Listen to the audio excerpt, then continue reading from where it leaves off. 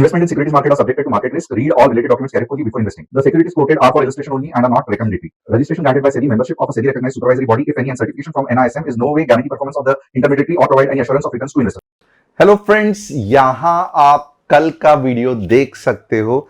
Exactly जैसे कहा था कि 23,350 का हाई करके, यानी कि गैप अप ओपनिंग करके मार्केट लगभग नीचे आएगा और 23,200 के आसपास जा सकता है और उसके बाद में बढ़िया सी रैली आएगी।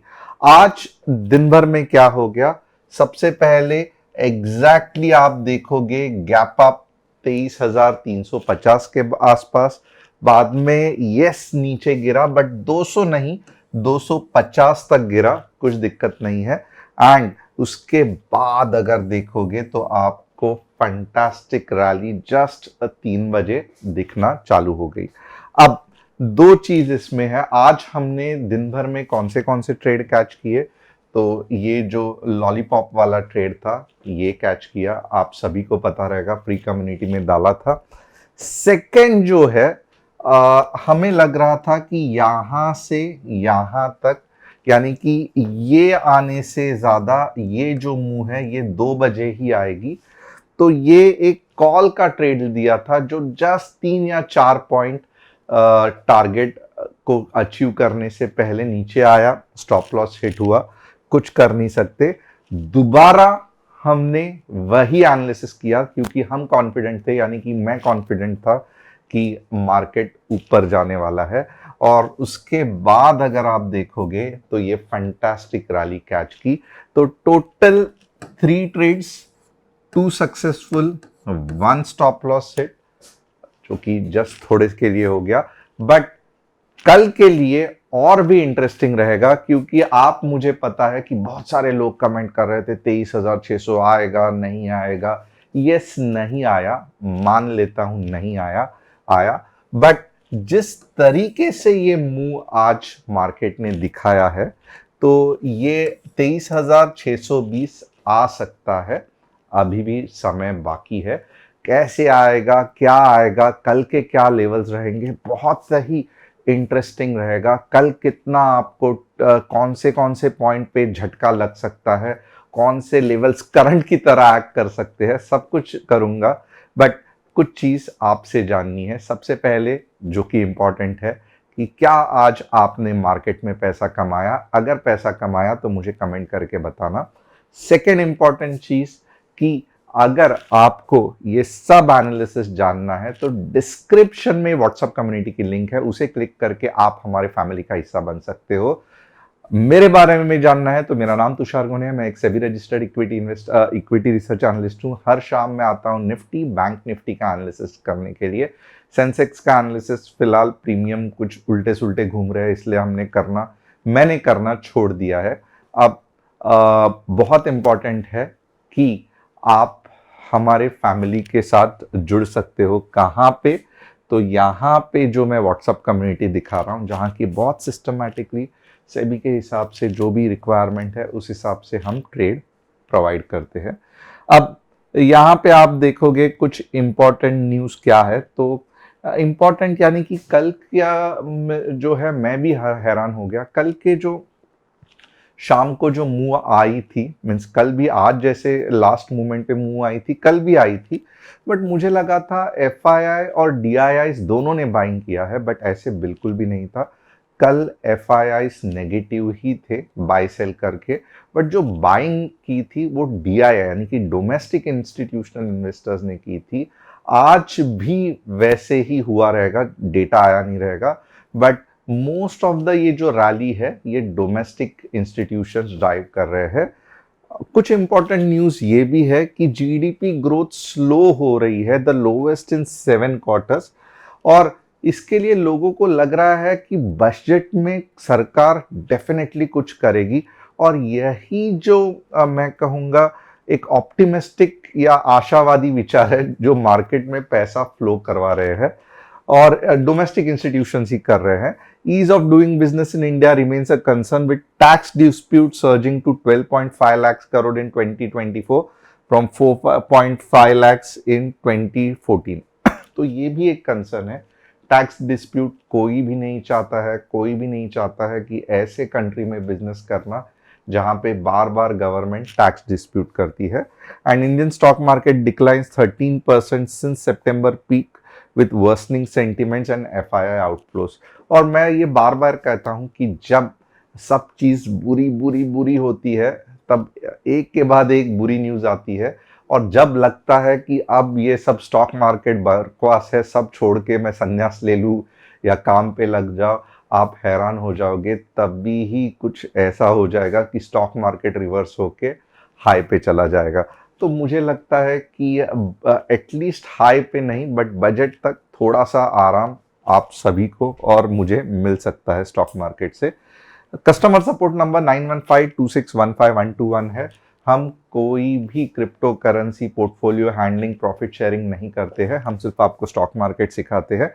और अगर आप चाहते हैं कि आपके स्टॉक का कोई एनालिसिस मैं करूं तो कमेंट सेक्शंस में डाल सकते हो।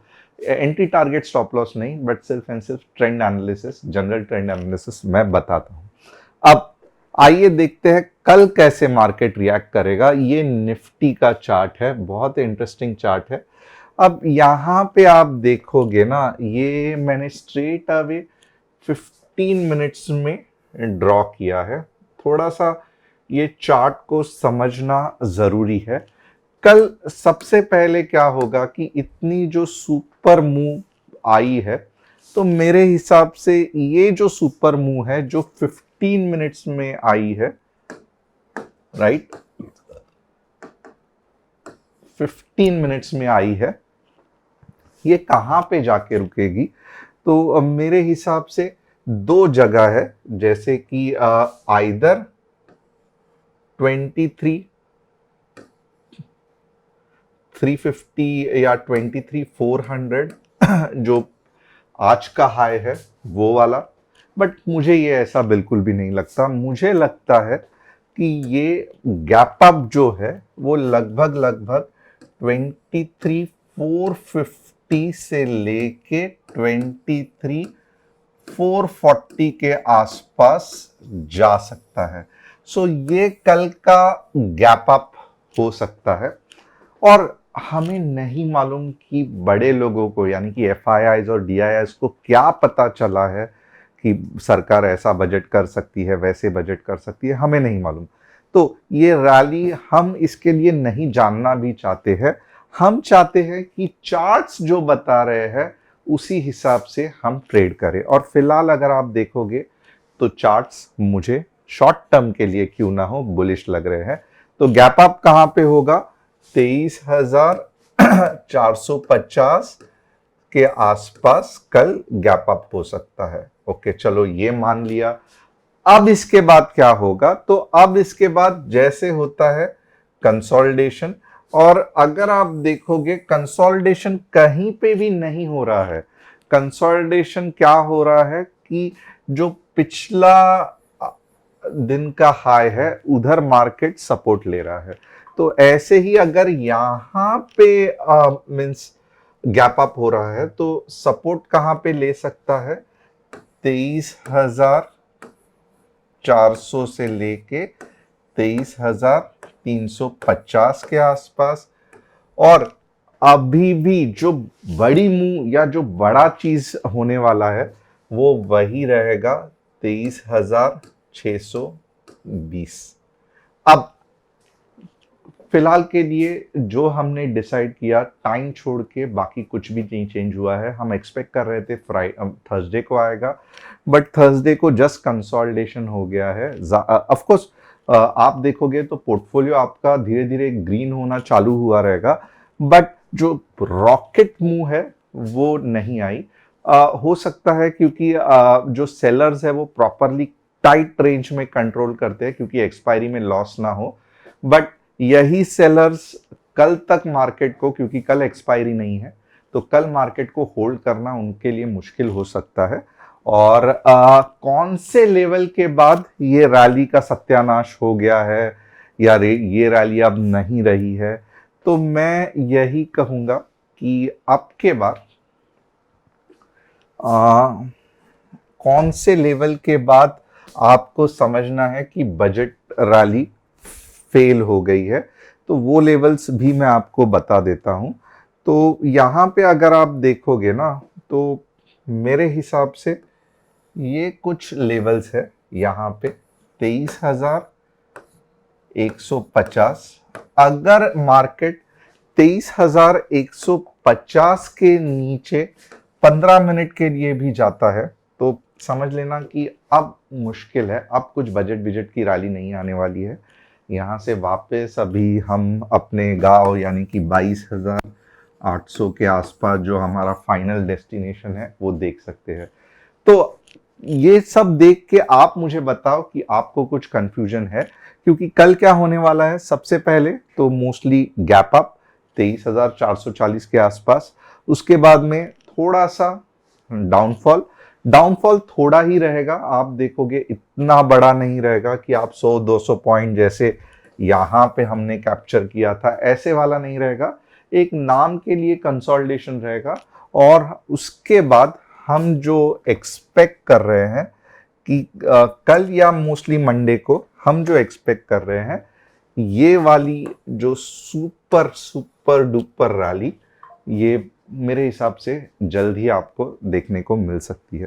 तो अभी भी उम्मीद कायम है, डरने की जरूरत नहीं है। 23,620 आ सकता है। अब नेक्स्ट हम देखेंगे बैंक निफ्टी को किस तरीके से ट्रेड करना है। तो बैंक निफ्टी में अगर आप देखोगे तो मेरे हिसाब से जैसे आज तो देखोगे स्ट्रेट अवे कल का टारगेट अचीव हो गया। अब कल के लिए यानी कि फ्राइडे के लिए क्या टारगेट है, 49,600 के आसपास गैप अप, बाद में फिर नीचे, और फिर 50 के जो फाइनल टारगेट है वो आने के बहुत बढ़िया चांसेस है। कौन से पॉइंट के बाद रैली खत्म हो गई समझ सकते हैं बैंक निफ्टी में भी, 48,400 के बाद समझ लेना सब खेल खत्म हुआ, कुछ होने वाला नहीं है। इसका मतलब ये नहीं है कि पुल बैक आएगा ही नहीं। यहाँ पे देखो पुल बैक आ सकता है, तो छोटे छोटे इसमें पुल बैक आएगा। बट आपको अब के बार जो कॉल साइड जो हम सबको पसंद आता है कि कॉल ही लेना है यार, पुट की आदत नहीं है, तो अब आपको जो कॉल काम करते हैं, अगर आप एक्चुअली देखोगे तो आज भी इतना बड़ा मूव आया निफ्टी में एंड में, बट कॉल ने काम नहीं किया। बट धीरे धीरे आप देखोगे कि कॉल काम करना चालू करेगा एटलीस्ट कुछ समय के लिए, और पुट ओके रहेगा। अब फाइनल एनालिसिस, आरवीएनएल कुछ नहीं कर सकते, पार्ट ऑफ कंसोलिडेशन है। तो आरवीएनएल मीन्स ये यहाँ पे ये पॉइंट पे एक अच्छा सपोर्ट का पॉइंट है, या फिर स्ट्रेट अवे 300 के आसपास भी आ सकता है। बट मोस्टली मेरा ये मानना है कि आरवीएनएल को जाना तो ऊपर ही है, क्योंकि बहुत बढ़िया कंपनी है। तो मे भी आप आज देखो 9-10% ऊपर था, तो ये हमें पता चलेगा मीन्स कल कि क्या आरवीएनएल 450 के आसपास क्लोज होता है। तो अगर 450 के आसपास क्लोज होता है तो चांसेस है कि फिर ये जो लो बनाया है आरवीएनएल ने, ये सच में लो ही रहेगा। और पीसी ज्वेलर्स देखते हैं, साइडवेज कंसोलिडेशन है, कुछ कर नहीं सकते। ऑलरेडी एक बढ़िया सी रैली आ चुकी है, और ये कभी कभी 6 से लेके 8 महीना भी चलती है, तो पीसी ज्वेलर्स देखने में कुछ मतलब नहीं है। IRB same problem like RVNL, तो मैं कहूँगा ये डबल बॉटम होके ऊपर जाने के चांसेस बहुत ज़्यादा है। तो होप आपको आज का एनालिसिस पसंद आया रहेगा। कल फिर मिलते हैं। चैनल को सब्सक्राइब, बेल बटन को हिट, डिस्क्रिप्शन में जो व्हाट्सएप कम्युनिटी की लिंक है उसे क्लिक करके आप हमारे फैमिली का हिस्सा बन सकते हो।